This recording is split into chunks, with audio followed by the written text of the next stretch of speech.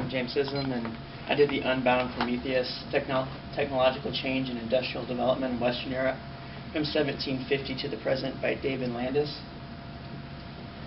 And to start off with the goals of Landis for the book is to explain the Industrial Revolution, which is as a series of self-sustaining innovations in ever-widening circles, and to divide up the history of the Industrial Revolution to better explain it, and why the Industrial Revolution began in Europe and nowhere else in the world, and to explain overall the economic history of Europe.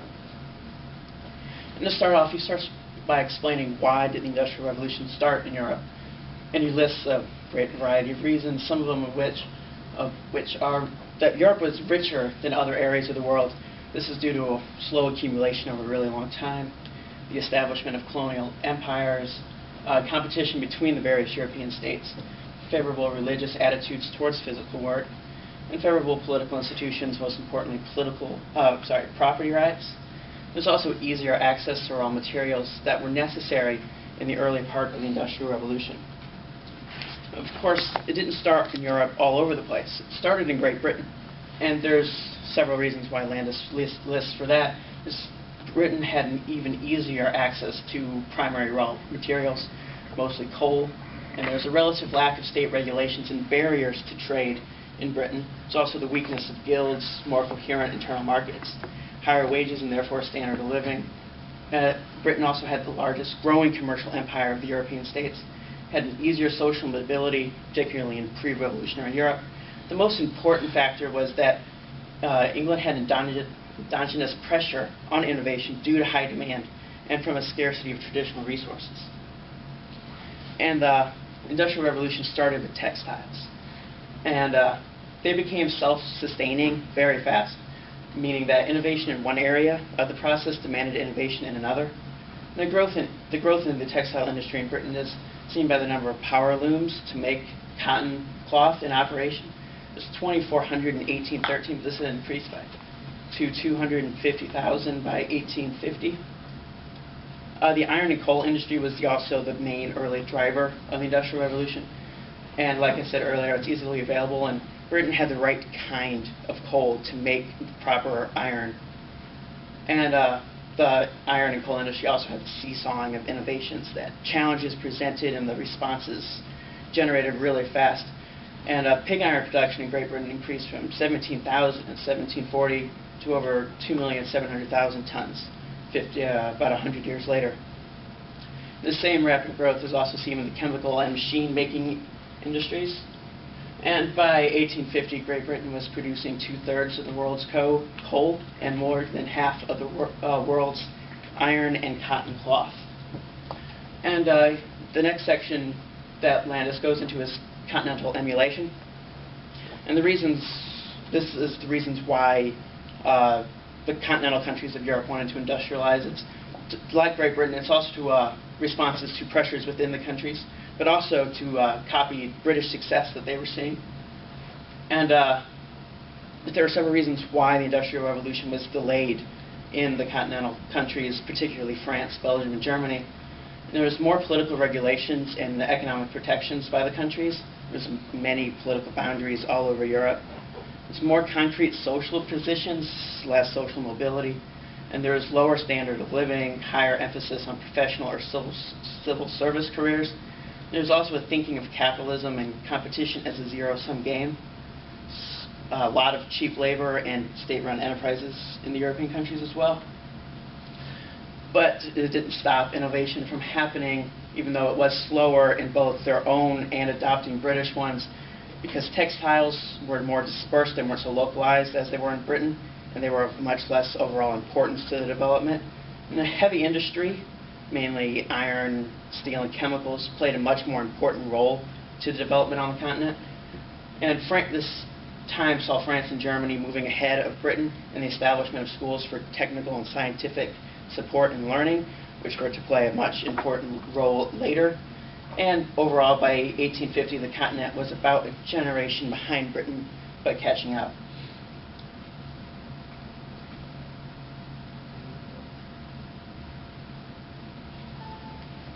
Okay. Just goes crazy. You can use the you can use the keys on the keypad if that's causing you problems.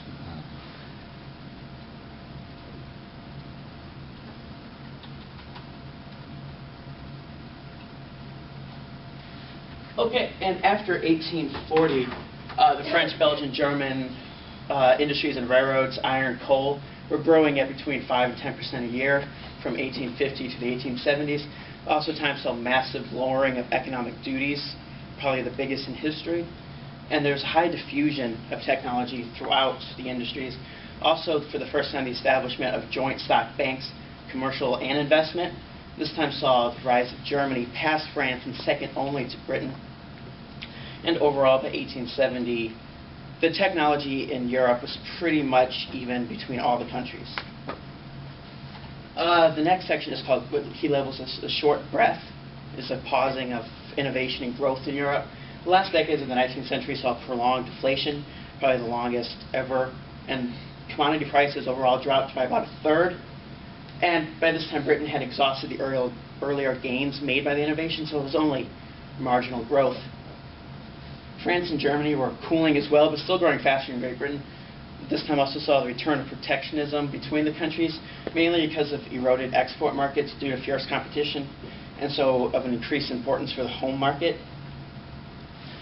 But innovation never stayed still in the Industrial Revolution. So the last decades of the 19th and early 20th century saw a rivalry develop between the United Kingdom and Germany, and the new importance of steel growing at least 10% a year. Germany passed Britain at this time for the first time in steel production. There's also many new chemical innovations. The internal combustion engine and electricity came into play. And for example, the amount of electrical power produced in Europe increased 60-fold from 1860 to 1900.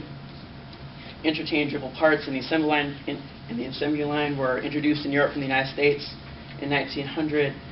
Growing connection between science and technology. More science is necessary to develop this technology, which benefits Germany the most because of those scientific schools. And during this time, Great Britain industry was suffering from amateurism and complacency due to their early success in not being able to copy the new German innovations. And this time saw Germany takes the lead in many of the key industries that were later important. He moves on to the interwar years, 1919 through 1939. That's new political boundaries after World War I, the continuation and strengthening of wartime protectionism. There's the resentment and mistrust of other countries rampant throughout Europe. And there was runaway inflation. German mark was worth 1 trillionth of its pre-war value by 1922. And economic growth during the 20s was uneven at best. Unemployment was often rampant, and stock market crash and bank panics, just like in the United States, were commonplace in Europe. But depression was less severe in Britain because it had been facing these problems since at least the 1920s. In Britain, there was a housing boom and an increase in demand of consumer goods in the 1930s. But Germany, on the other hand, it zapped what little growth had been gained in the 20s. And, of course, the 30s saw the rise of the Nazi Party and government control of industry in Germany. But there was innovation during the Depression. Particularly, he mentions the radio, consumption of electric power, and the rise of automobiles in European markets. But the textile manufacture, which was so important to Britain, had practically disappeared and shrank by over half. But ray of hope in the textiles is that there's a rise in synthetic fibers, particularly rayon and nylon. And steel and iron suffered pretty much the same as textiles. It was very little growth or technological developments. And after World War II, there was massive destruction in Europe and lower population. European countries relied on the Marshall Plan for recovery.